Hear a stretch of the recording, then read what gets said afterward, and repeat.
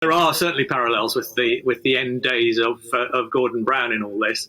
It's a real test of whether the Conservative Party's boast to be the most ruthless democratic party in the Western world is really true. I think, given how badly Boris Johnson did in that vote of confidence just 3 weeks ago, I think the next time they come for him, they'll get him. Are you impressed with how he is managing to hold on? Do you think there is a way he could hold on? Because none of us have a crystal ball.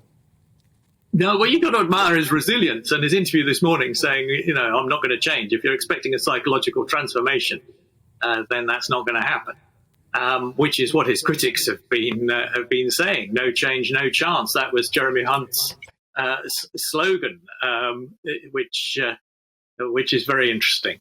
You've got to admire his resilience, but it's very difficult to see where he gets the reserves of support from in the parliamentary party, let alone the party in the country. The bit I don't understand in all this, John, is that we like you say, we had the vote of no confidence in the Prime Minister a few weeks ago. I'm not aware of any Conservative MP who thought we would actually win in Wakefield or thought we would win in Tiverton and Honiton. So I don't quite understand why losing those two by-elections now leads to another sort of spate of all this, because we'd all, I think, priced that into the decisions that we made 3 weeks ago. So I find that quite difficult to grasp. So, look, do you think that Boris Johnson will fight the next election as leader of the Conservative Party? And for that matter, do you think Keir Starmer will fight the next election as leader of the Labour Party? Well, yes. No, I think Keir Starmer is in a much safer position than Boris Johnson. Assuming that Keir Starmer doesn't get fined by the Durham police, in which case, that's off. But I don't think he would have made that promise to stand down if he thought that was likely.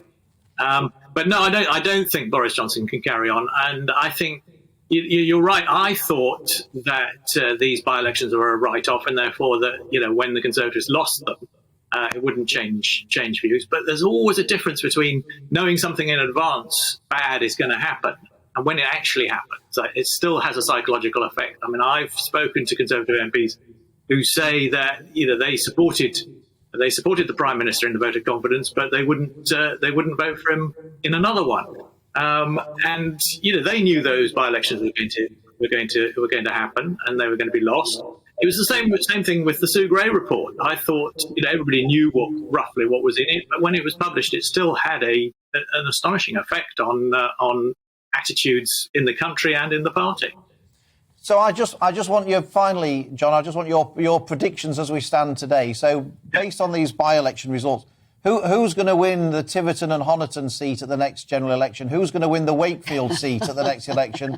And who's going to win the general election overall? As things stand today, what's your prediction on those? Just putting you on the spot, John. Fair questions, Philip.